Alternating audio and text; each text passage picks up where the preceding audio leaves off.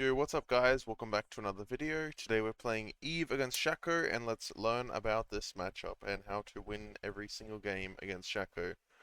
So, first things first, you need to understand that he generally wants to cheese you if he goes Hob, but if he has Dark Harvest, he will be playing like an AP more scaling variant. So there's two styles you need to know, and he's going Hob this game, so what I do is I opt into a 115 ward. So this gives my mid laner and myself very good protection to see what he does as soon as he hits level 3, because he might go into my bot side and he might go for a level 3 mid gank, so that's what this ward covers if he does red Krogs Raptors. He might do Raptors red at the same time, then Krogs and level 3 gank bot.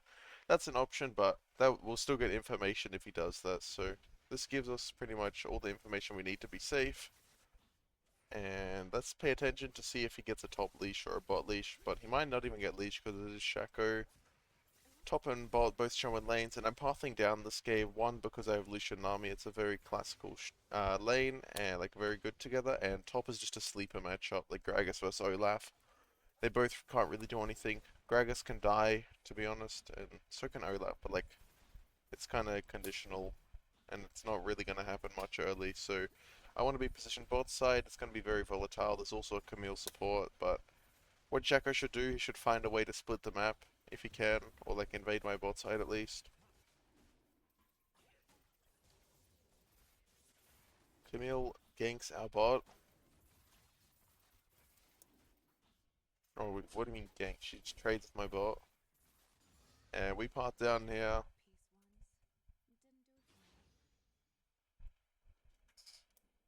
And we don't see Shaco show on that ward. So he could have done 3 camps and then tried for a bot gank, and then he might be in my jungle now. So we have to be thinking about this. Make sure you guys aren't just brainlessly full clearing. Make sure you're thinking about the enemy jungle, what their options are. So here we just do Gromp and then we drag it into the bush. It's a bit risky, but Camille goes missing, so there's a chance she comes for us here, but we drag it in this bush and we're in a position. We just smite the Gromp and we're in a fine position here. Camille is on us, but we live, fortunately. We have Akshan versus Zeus, something also important to notice from level 1. He has really good move early, and he kind of needs to get a cheese off, like, in a way. So we get the kill on the Camille, then we kill the Kai'Sa, and this is exactly what Akshan wants. Azir is completely useless, and Akshan is like, oh, I got an early skirmish, let's go. Like, his champ's so OP in the situation, so we played the level 3 really clean, like how we pulled the Gromp knowing that they should look to invade us, so we put ourselves in a position that isn't able to be capitalized on by the enemy's early strength. And yeah, so that's why this early game went so well. Say for instance, Camille was able to eat me on Gromp and like chunk me, it would have become a different story. Like little details like that, like there's a lot to it, and it always matters. So when you die to invades, you need to be asking, is my path incorrect? If it is, then you need to ask yourself about the little details. And if you can't get a conclusion out of the little details being the issue, then it's probably a pathing error. It's kind of how you fix your early games.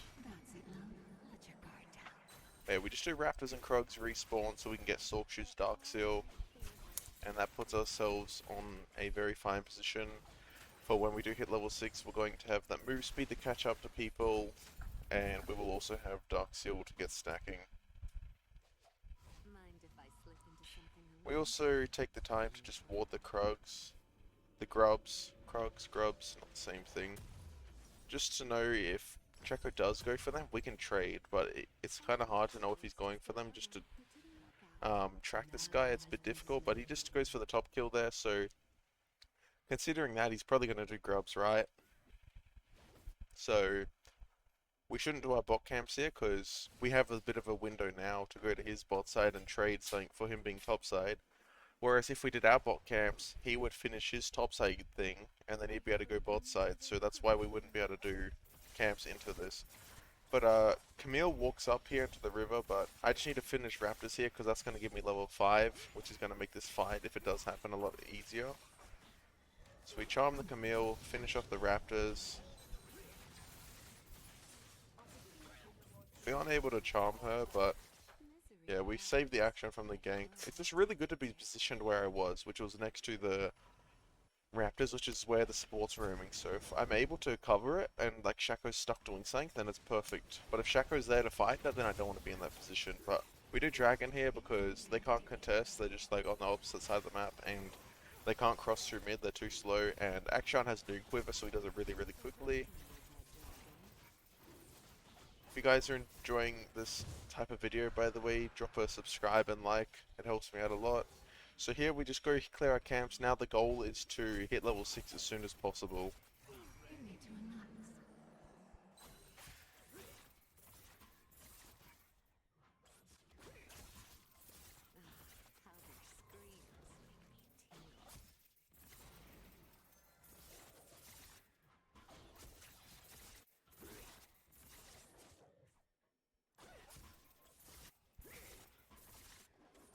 Once we're level 6, we want to be thinking how we can use our ult to impact the map and start snowballing at a rapid pace, instead of just farming our camps. When our ult's up, we want to be strong, or we are strong, and we want to be using that strength to look for the most aggressive opportunity possible.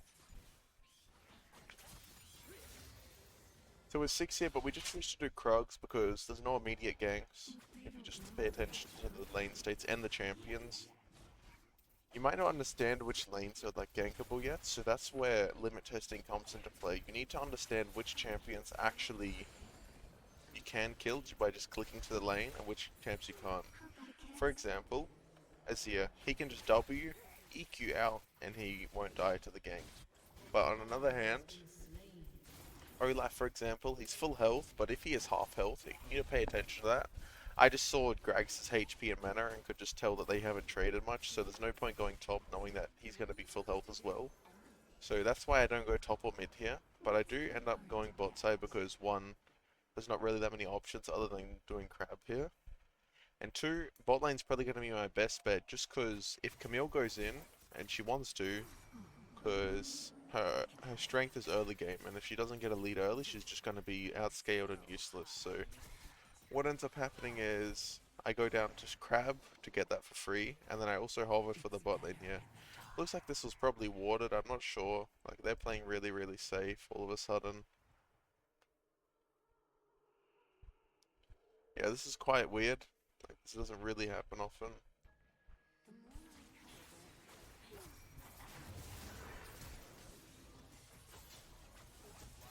And we end up killing the Kai'Sa there.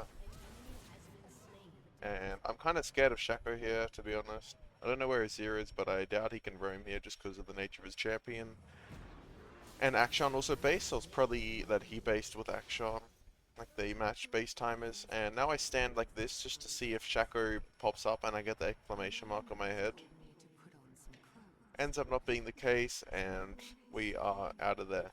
So I know we killed Camille really delayed after the Kai'Sa kill, so I can just come here and kill this Kai'Sa. Just because I know that they're not synced up and they're like on different timers, so that's why I'm able to kill Kai'Sa. And look at that wave she's gonna miss now. She misses so much, her game's literally over just off that one play. So getting kills between turrets and diving people like that, for example, is really, really impactful, and that's how you're gonna win the most sort of games through your plays. Whereas if I killed Kai'Sa after she crashed a big wave like that, she wouldn't lose anything at all. So just to put that in perspective, think about that. Like, she's losing what, 10, 15 minions instead of just losing nothing if I killed her when she crashes a wave. But when we crash a wave, we dive her.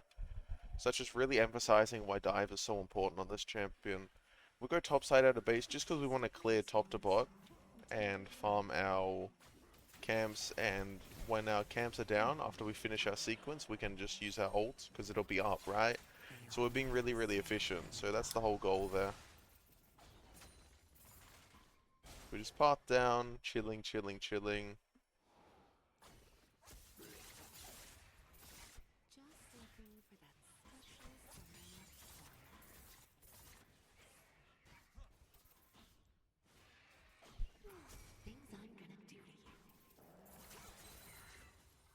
We do our bot camps now. And notice how our ult's 30 seconds up. So when we finish our bot side, we're going to get 6. Why am I saying 6? We're going to get our ults up. Man, my speech is terrible. Apologies, guys. Too many Eve games. Too many Eve games. Rots your brain, man. Gets you a lot of LP, though.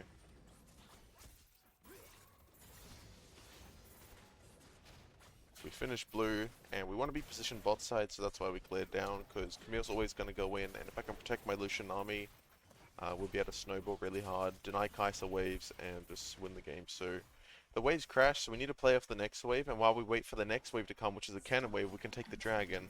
And when that wave crashes, we can potentially dive, because we have ult and it's a cannon wave. You really want to dive on cannon waves, and if you're not really sure why that matters, you can check out my Ultimate Eve guide, and it talks about the theory about dives and why cannon waves are so important, so I definitely recommend checking out that video. It'll help a lot.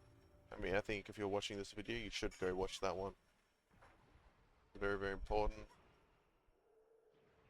Camille checks for me, that was kind of smart by her, but now she has no E to protect Kai'Sa, so we just go and dive her. Camille's E is on cooldown, so we should go fast if we can, but the wave hasn't crashed yet. Nami goes for a wild ult.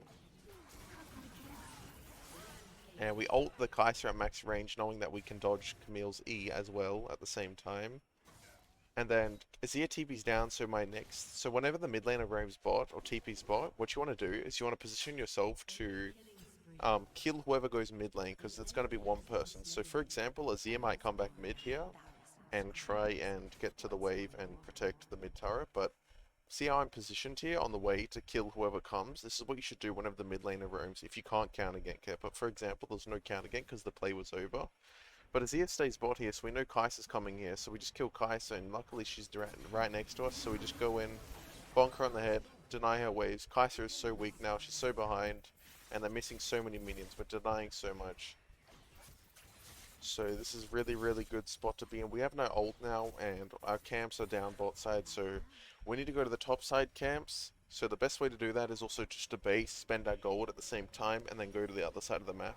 This is what is going to be the most efficient, instead of just clearing our camps. Then our ult will come up, and we haven't base. So that's why we base there, because we want to be as strong as possible between each ult. So say you use your ult, you got like a minute and 40-second window to get as strong as possible before the next ult. So that includes farming camps and getting your base off. So just really to put into perspective, like that's how you want to gain strength and when to do it.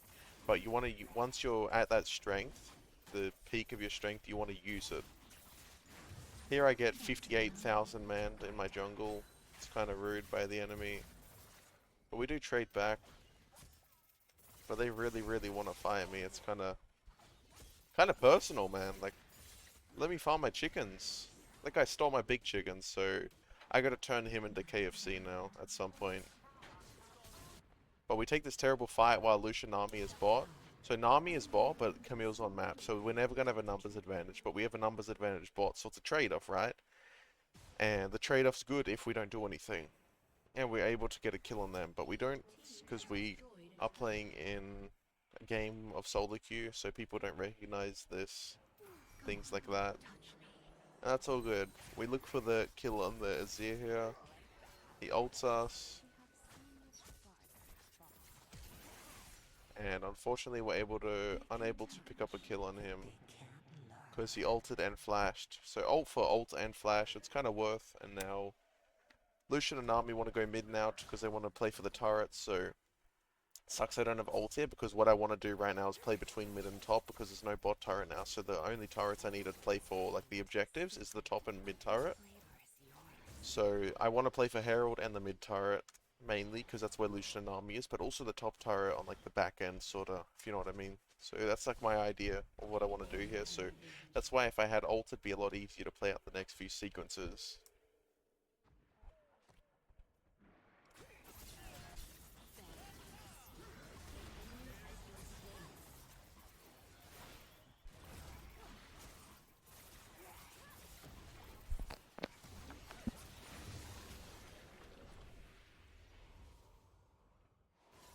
The things we whisper in the dark.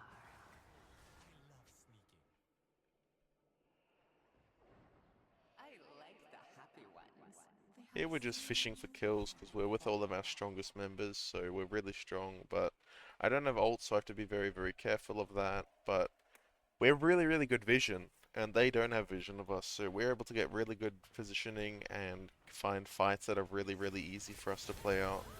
We follow the Kaiser with our E there, quite satisfying.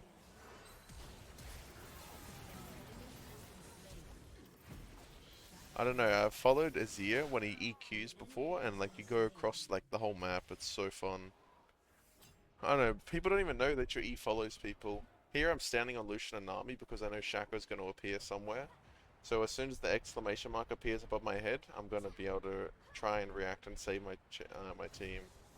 I ping them off even, and then here comes the exclamation mark, and Shaco kills my Lucian, and they don't listen to my ping, so they die.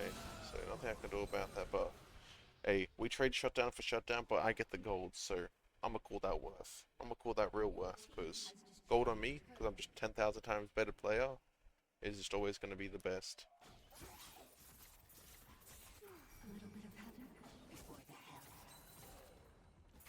Now we just do Dragon because Shaco's dead. Kai'Sa dies, but Kai'Sa trades 1 for 1. That's not very good. You don't want to trade when you're ahead. And now we get Dragon. We pull it out. I don't know why. I just have an obsession with pulling out dragons. It's a really good habit to make though. People underestimate the importance of pulling dragons. I might make a video on it, like short one. Because what it does is it positions you on the best place to fight instead of being stuck in the pit. You don't really have a side to play on in the river because there's only 2 places to run in the river now that the map's changed, so it's very different to what it was before. So just think about that when you are taking more contested dragons, and you'll probably find yourself winning a lot more games just through that one thing. It's something I only recently learned, but very, very important. Here we base because our ult's up in 30 seconds, so if we spend our gold now, when our ult comes up, we're going to be at our strongest. It's like the same thing over and over. It's just fundamentals.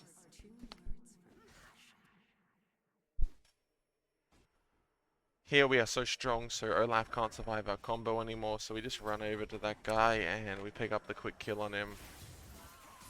And we ult the Camille ults and Gragas bombers them both, and then we get Medjai's and we are chilling. Nice, nice, nice.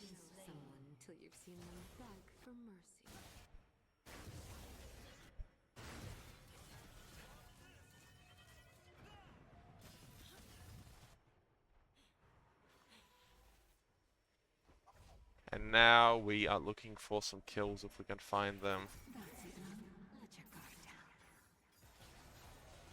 Don't know where Shaco disappeared to, but we end up killing him, I believe, which is awesome.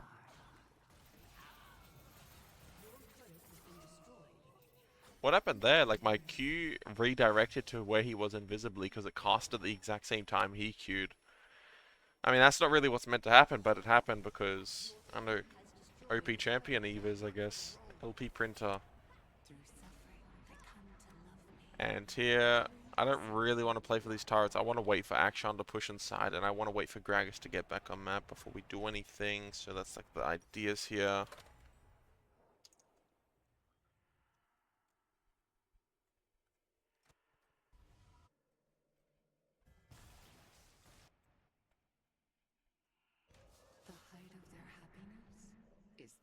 And now Akshan's pushed up. We should try dive the Azir. I'm really, really strong at diving. Azir can kind of outplay it if he's like a bit good, but I'm able to proc electrocute, get a couple Qs down, and then let Akshan finish off the job. Then Shaco appears, so Akshan's got to dip out of there real fast. And now we just grab the crab. We should probably farm our camps while our ult's on cooldown, and then base before it comes up. Exact same fundamental over and over and over. Easy stuff, guys. Very replicable. Don't overcomplicate the game. You're gonna climb if you keep it simple.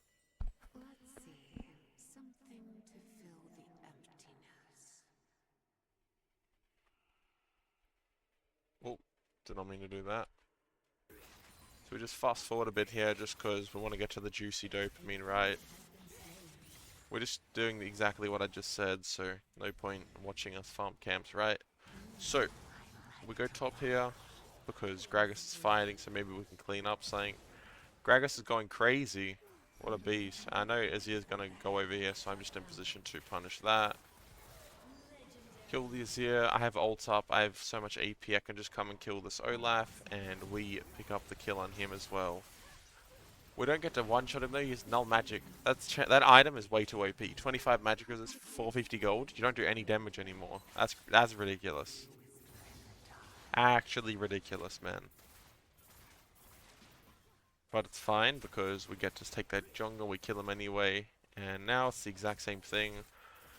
Farm as many camps before I need to base to get on map with my ults. So we get death cap here with our Lich Bane. We are so strong. We one-shot everything now. Like, this is like the most fun part of the game. We saw on the exclamation mark above our heads, so we know Shaco's around. So we quickly react and kill that guy. Maybe we go Baron here. We probably should go Baron. Like, look, we got Lucian and Akshar. Yeah, we should just do Baron here. Shaco's dead. I don't know why we don't. I guess just death cap looks too cool, right?